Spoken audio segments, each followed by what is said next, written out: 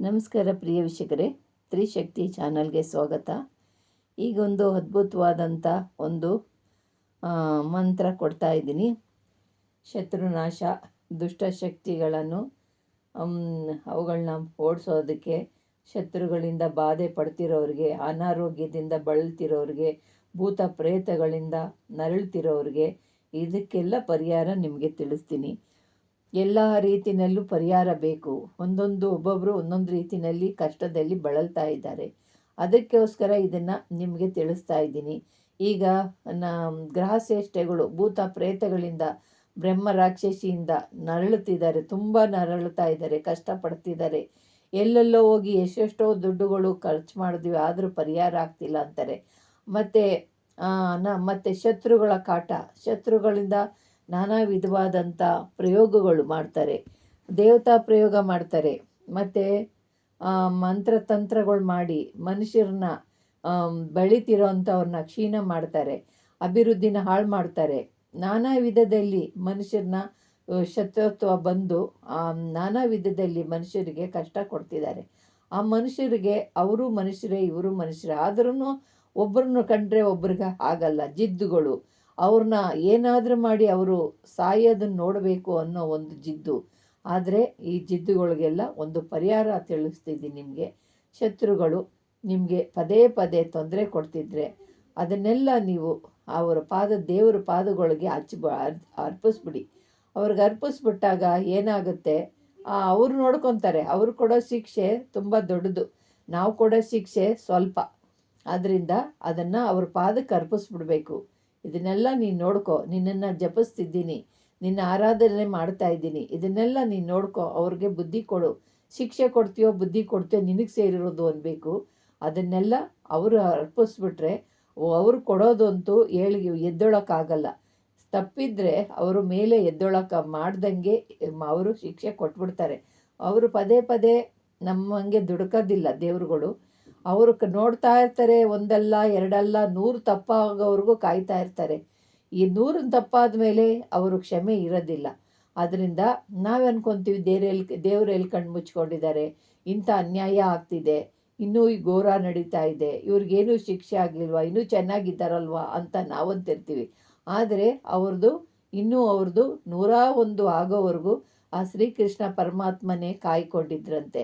ಅವರು 101 ತಪ್ಪಾಗೋವರೆಗೂ ಅವರು ಶಿಕ್ಷೆ ಕೊಡಲಿಲ್ಲ. 101 ಆದಮೇಲೆ ಅವರು ತಗೊಂಡ್ರು ಸುದರ್ಶನ ಚಕ್ರನ. ಅದರಂತೆಯೇ ನಾವು ಅದನ್ನು ಆ ಭಗವಂತ ಕಾಯ್ತಾ ಇರ್ತಾನೆ. ಅವ್ರು ಕೊಟ್ಟರು ಅಂದರೆ ಆ ಭಗವಂತ ಮತ್ತೆ ಹೇಳೋಕ್ಕಾಗಲ್ಲ, ಅಂಥ ಶಿಕ್ಷೆ ಕೊಟ್ಬಿಡ್ತಾನೆ. ಅದರಿಂದ ಈ ಶತ್ರುಗಳು ಮಾಡ್ತಾ ಇರ್ತಾರೆ, ತೊಂದರೆಗಳು ಕೊಡ್ತಾನೆ ಇರ್ತಾರೆ. ಕೆಲವ್ರ ಮನೇನ ಹಾಳು ಮಾಡಿಬಿಟ್ಟು ನೋಡಿ ಸಂತೋಷ ಪಡ್ತಾ ಇರ್ತಾರೆ. ಕೆಲವರು ಸುಮ್ಮನೆ ಇದ್ರೂ ಕೂಡ ಹಿಂಗೂ ಇದ್ದಾರೆ ಹಂಗೂ ಇದ್ದಾರೆ. ಕೆಲವರು ಅವರ ದ್ವೇಷದಿಂದ ಅವ್ರನ್ನ ಚೆನ್ನಾಗಿರೋ ಕುಟುಂಬನ ಹಾಳು ಮಾಡ್ತಾ ಇರ್ತಾರೆ. ಕೆಲವರು ನೋವಿನಿಂದ ತಡೆಯೋಕ್ಕಾಗದೆ ಅವ್ರಿಗೆ ಕೊಡಬಾರ್ದು ಕಷ್ಟ ಕೊಟ್ಬಿಟ್ಟಿರ್ತಾರೆ. ಅಂಥವರು ಅವ್ರಿಗೆ ಮಾಡಬೇಕು ಅಂತಾರೆ. ಅದೆಲ್ಲ ಮಾಡಿರೋರಿಗೆ ಮಾಡೋದ್ರಿಂದ ತಪ್ಪೇನಿರೋದಿಲ್ಲ.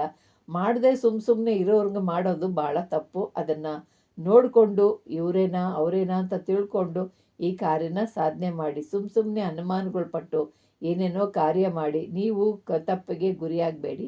ಅದಕ್ಕೆ ಇವಾಗ ನಿಮಗೊಂದು ಇದು ದೇವರುಗಳು ಗೊತ್ತಿರುತ್ತೆ, ಅವರು ತಪ್ಪು ಮಾಡಿದ್ದಾರಾ ಇಲ್ವಾ ಅಂತ ನಮಗೆ ಡೌಟ್ ಇರುತ್ತೆ. ಆದರೆ ದೇವತೆಗಳಿಗೆ ತಪ್ಪು ಯಾವುದು ನೆಪ್ಪು ಯಾವುದು ಅನ್ನೋದು ಗೊತ್ತಿರುತ್ತೆ. ಅದರಿಂದ ನಾವು ಈ ಮಂತ್ರಗಳನ್ನ ತಿಳಿಸ್ಬಿಟ್ರೆ ಆ ಶತ್ರುಗಳನ್ನ ಯಾವ ರೀತಿಯಾಗಿ ಭಕ್ಷಣೆ ಮಾಡಬೇಕು, ಮುಖ ಸಮಾನ ಮಾಡಬೇಕು, ಅವ್ರನ್ನ ಪಚಪಚನ ತುಳಿಬೇಕು, ಅವ್ರನ್ನ ಯಾವ ರೀತಿಯಾಗಿ ಮರ್ದನ ಮಾಡಬೇಕು, ಯಾವ ರೀತಿಯಾಗಿ ಅವ್ರನ್ನ ನಿಮಗೆ ನಾಶ ಮಾಡಬೇಕು ಎಲ್ಲ ಮಾಡ್ತಾರೆ. ಆ ಮಂತ್ರಗಳಲ್ಲೇ ತುಂಬಿದೆ ನೋಡಿ. ಶತ್ರುಗಳನ್ನ ಯಾವ ರೀತಿ ಮಾಡ್ತಾನೆ ಅನ್ನೋದು ಆ ಮಂತ್ರಗಳಲ್ಲೇ ಇದೆ. ಅದರಂತೆ ಆ ಭಗವಂತನ ಪಾದಕ್ಕೆ ಅರ್ಪಿಸ್ಬೇಕು ನಾವು. ಈ ಮಂತ್ರಗಳೇ ನಮ್ಗೆ ಆಯ್ದ. ಈ ಮಂತ್ರಗಳನ್ನ ತಿಳ್ಕೊಂಡು ಶತ್ರುಗಳು ಆಗಿದ್ದರೆ ಅವ್ರಿಗೆ ಈ ಶಿಕ್ಷೆ ಕೊಡಬೇಕು, ನಿನಗೆ ತಿಳಿದಿದೆ ಅಂತ ಹೇಳ್ಬಿಟ್ಟು ಅವ್ರಿಗೆ ಅರ್ಪಿಸ್ಬಿಟ್ರೆ ಅವ್ರಿಗೆ ಶಿಕ್ಷೆ ಕೊಡ್ತಾರೆ, ಎದ್ದೊಳಕ್ಕಾಗದಂಥ ಶಿಕ್ಷೆಗಳನ್ನ. ನಾವು ತಗೊಳ್ಳೋದು ಅಲ್ಪ ಸ್ವಲ್ಪ, ನಾವು ಮಾಡಿದ್ರೆ ಇನ್ನೊಂದು ಕಡೆ ಹೋಗಿ ಸರಿ ಮಾಡ್ಕೊಬಿಡ್ತಾರೆ. ಆದರೆ ಆ ಭಗವಂತ ಕೊಡೋದನ್ನ ಶಿಕ್ಷೆನ ತಪ್ಪಿಸ್ಕೊಳಕ್ಕಾಗಲ್ಲ, ಯಾರಿಂದನೂ ಸರಿ ಮಾಡೋಕ್ಕಾಗಲ್ಲ. ಅವ್ರು ಎಂಥವ್ರನ್ನ ಬ್ರಹ್ಮನಿಂದನೂ ಸರಿ ಮಾಡೋಕ್ಕಾಗಲ್ಲ.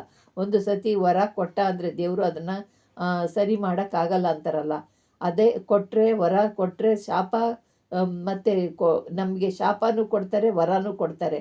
ಶಾಪ ಕೊಟ್ಟರೆ ಕಳ್ಕೊಳ್ಳೋಕ್ಕಾಗಲ್ಲ, ವರ ಕೊಟ್ಟರೆ ಅದು ನಮಗೆ ಪ್ರಾಪ್ತಿ ಆಗುತ್ತೆ. ಹಂಗೆ ಇದರಲ್ಲಿ ಆ ಭಗವಂತನ ಪಾದಕ್ಕೆ ಅರ್ಪಿಸ್ಬಿಟ್ಟು ಆ ಭಗವಂತನೇ ಇದನ್ನೆಲ್ಲ ನೋಡ್ಕೊತ ನಿಮ್ಮ ಶತ್ರುಗಳು ಯಾರೇ ಏನೇ ಮಾಡಿದ್ರೂ ಅವ್ರಿಗೆ ಅರ್ಪಿಸ್ಬಿಟ್ಟು ಈ ಮಂತ್ರನ ಹೇಳಿ. ಈ ದಿನಕ್ಕೆ ನೀವು ಒಳ್ಳೆಯ ವಾರ, ಭಾನುವಾರ, ಗುರುವಾರ, ಅಮಾವಾಸ್ಯೆ, ಹುಣ್ಣಿಮೆಗಳಲ್ಲಿ ಈ ಮಂತ್ರನ ಸಿದ್ಧಿ ಮಾಡ್ಕೊಳ್ಳಿ.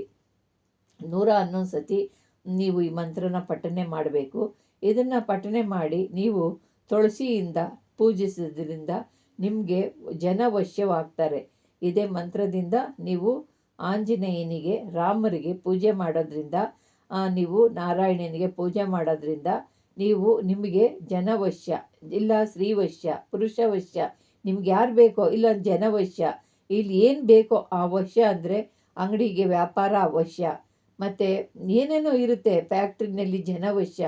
ಇದು ಬರೀ ಗಂಡ ಹೆಂಡತಿ ಸ್ತ್ರೀ ಪುರುಷನೇ ಅಲ್ಲ, ಸಕಲವೂ ವಶ್ಯರಾಗಬೇಕು ಅಂದರೆ ಈ ಮಂತ್ರನ ನಿಮಗೆ ದುಡ್ಡು ಕಾಸಿನ ವಶ್ಯ, ಮತ್ತು ಪ್ರಜಾವಶ್ಯ, ಎಲ್ಲ ರಾಜ್ಯವಶ್ಯ, ಮತ್ತು ಗಂಡ ಹೆಂಡತಿ ವಶ್ಯ, ಸರ್ವಜನ ವಶ್ಯ, ಇದನ್ನು ಮಾಡ್ಕೋಬೋದು. ಇದನ್ನು ಪೂಜಿಸಿ ಸಂಕಲ್ಪ ಮಾಡಿಕೊಂಡು ಈ ಮಂತ್ರನ ಹೇಳ್ಬಿಟ್ಟು ನೀವು ವಶ್ಯ ಮಾಡ್ಬೋದು. ಎಳ್ಳಿನ ಮತ್ತು ಇದನ್ನು ಒಂದು ಬಟ್ಟೆ ಒಳಗೆ, ಕಪ್ಪು ಬಟ್ಟೆ ಒಳಗೆ ಎಳ್ಳನ್ನ ಕಟ್ಟಿಬಿಟ್ಟು ಅದನ್ನು ನೀವು ದೀಪ ಆರಾಧನೆ ಮಾಡಬೇಕು.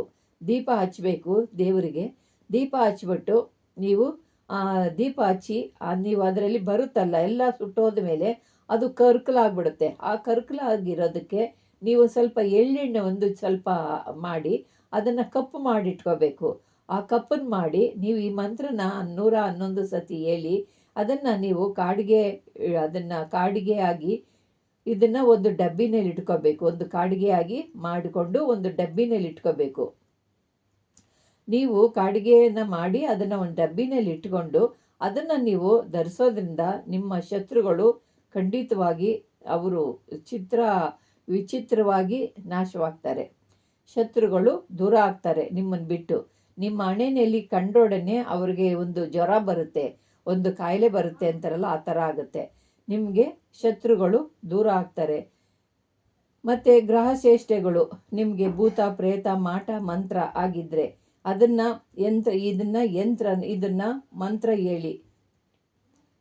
ಮಂತ್ರ ಹೇಳಿ ಇದಕ್ಕೆ ನೀವು ಇದನ್ನು ಮಂತ್ರನ ಹೇಳಿ ಮಂತ್ರಿಸ್ಕೊಂಡು ಭೂತ ಪಿಶಾಚಿಗಳು ಇದ್ದರೆ ಮತ್ತು ನಿಮಗೆ ಅವ್ರಿಗೇನು ಮಾಡಬೇಕು ಅಂದರೆ ಇದನ್ನು ಭೂತ ಪ್ರೇತ ಮಾಟ ಮಂತ್ರ ಅಭಿಚಾರಗಳು ಆಗಿದ್ದರೆ ನೀವು ನೀರನ್ನ ಮಂತ್ರಿಸ್ಬಿಟ್ಟು ಅವರಿಗೆ ಕುಡಿಸಿದ್ರೆ ಅವರಲ್ಲಿರೋ ಅಂಥ ಅಭಿಚಾರ ರೋಗ ನಿವಾರಣೆ ಆಗುತ್ತೆ, ಗ್ರಹ ಬಾಧೆ ದೂರವಾಗುತ್ತೆ. ಮತ್ತು ಇದನ್ನು ನೀವು ಹಲವಾರು ರೀತಿಯಲ್ಲಿ ಈ ಮಂತ್ರದಿಂದ ಹಲವಾರು ಕಾರ್ಯಗಳು ಮಾಡ್ಕೋಬೋದು. ಈ ಮಂತ್ರದಿಂದ ಮಂತ್ರಿಸ್ಬಿಟ್ಟು ಎಷ್ಟೋ ಜನ ಪ್ರೇತಗಳನ್ನ ನೀವು ಓಡಿಸ್ಬೋದು, ಎಷ್ಟೋ ಗ್ರಹಗತಿಗಳನ್ನ ದೂರ ಮಾಡ್ಬೋದು, ಎಷ್ಟೋ ಶತ್ರುಗಳನ್ನ ದೂರ ಮಾಡ್ಬೋದು.